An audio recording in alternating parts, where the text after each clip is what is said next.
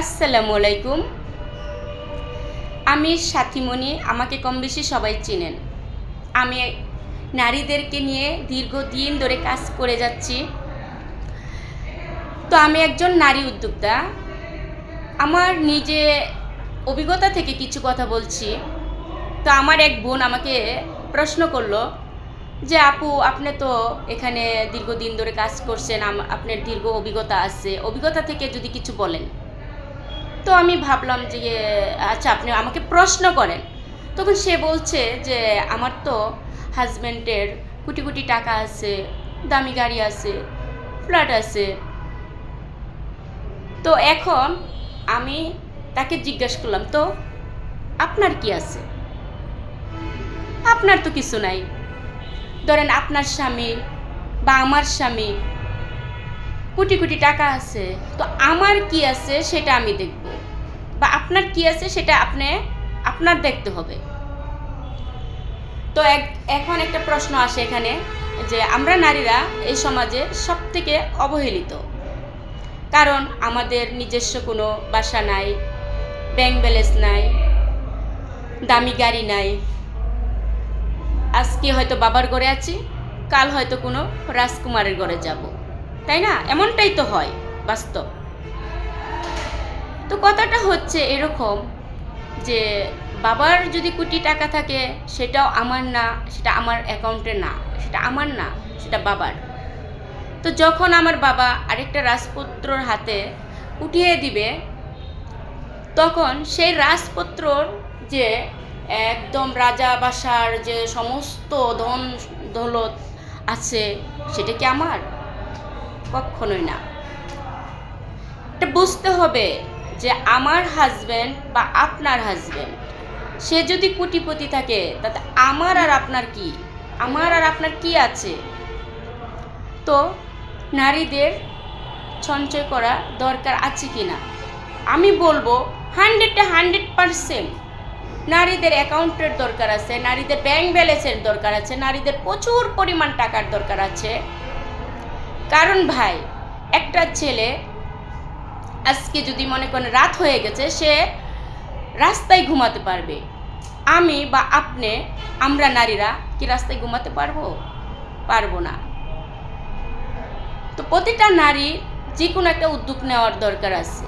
তো এখন আসেন, বলতে পারেন যে আপি, আমি তো সংসার করছি, তো আমি আর্ন করবো কিভাবে? আমি তো আমার হাজব্যান্ডের সংসারই সামলিয়ে আর কোনো সুযোগ থাকে না। হ্যাঁ, তবে আপনি ওখান থেকে আর্ন করতে পারবেন। সেই আর্ন করার জায়গাটা আমি আপনাকে বলে দিচ্ছি, ওইভাবে আপনার নিতে হবে। ধরেন আজকে আপনার হাজব্যান্ড 1,00,000 টাকা স্যালারি পাচ্ছে। এখন আপনি কি করছেন? বাসায় কাজ করছেন, বাচ্চা সামলাচ্ছেন, স্বামীকে মানসিক শান্তি দিচ্ছেন, তাহলে আপনার তো কোনো স্যালারি হচ্ছে না। তো আপনার স্বামী যদি 1,00,000 টাকা ইনকাম করে, ওখান থেকে 10,000 টাকা প্রতি মাসে তার কাছ থেকে আপনার স্যালারি হিসাবে নিতে হবে। অন্তত 10,000 টাকা আপনার অ্যাকাউন্টে রাখেন, কারণ এটা আপনার প্রাপ্য, এটা আপনার অধিকার, এটা আপনার স্যালারি, এটা আপনার নিতে হবে, আপনার চাইতে হবে, চেয়ে হলেও আপনার অ্যাকাউন্টে রাখতে হবে। কারণ কি জানেন, একটা কোটিপতি স্বামীর ঘর থেকে যখন আপনাকে লাথি দিয়ে বের করে দিবে, সে কিন্তু আপনাকে ওর কোটি কোটি টাকাও দিয়ে দিবে না, ওর ব্যাংক ব্যালেন্স দিয়ে দিবে না, ওর দামি গাড়িটা, যে 1 সেকেন্ড আগেও আপনি সেই গাড়িতে বসেছিলেন, বা কি বলবো, বসুন্ধরায় একটা সুন্দর জায়গায় ঘুরতেছিলেন, 1 মিনিট পরে যখন আপনাদের সম্পর্কটা বিচ্ছিন্ন হয়ে যাবে, তখন কিন্তু সেই গাড়িটা আপনাকে দিয়ে দিচ্ছে না। তখন আপনার শূন্য হাতে বের হয়ে যেতে হবে। তাহলে বলেন, নারীদের কি টাকার প্রয়োজন আছে কি না? নারীদের ব্যাংক ব্যালেন্সের দরকার আছে কি না?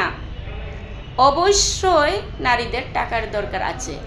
তো এখন আসেন, বলতে পারে যে স্বামীরা টাকা দিতে চাচ্ছে না। না, আপনারা যে সকল স্বামীরা আছেন, অবশ্যই আপনার স্ত্রীদেরকে টাকা দিবেন, তাদেরকে একটা অ্যাকাউন্ট করে দিবেন, তাদের জন্য একটা অ্যাকাউন্ট থাকবে, কারণ সে তো আপনাকে ভালোবাসছে, সে আপনাকে সাপোর্ট দিচ্ছে বলে আজকে আপনি ইনকাম করতে পারছেন।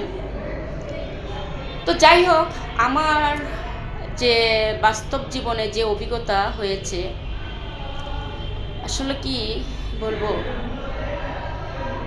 50 বছর পড়াশোনা করে এই অভিজ্ঞতা হবে না। কারণ আমি সরজমিনে প্র্যাকটিক্যাল দাঁড়িয়ে দেখেছি রোদের তাপমাত্রা কত।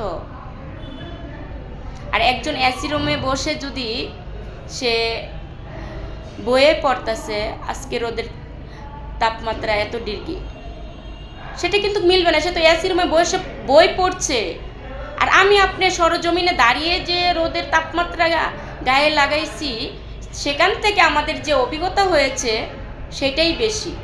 কারণ আমি দেখে আসছি রোদের তাপমাত্রা কত পরিমাণ।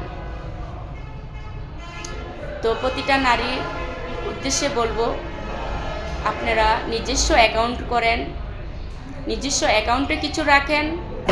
সকল বোনদের প্রতি ভালোবাসা রইল। আল্লাহ হাফেজ।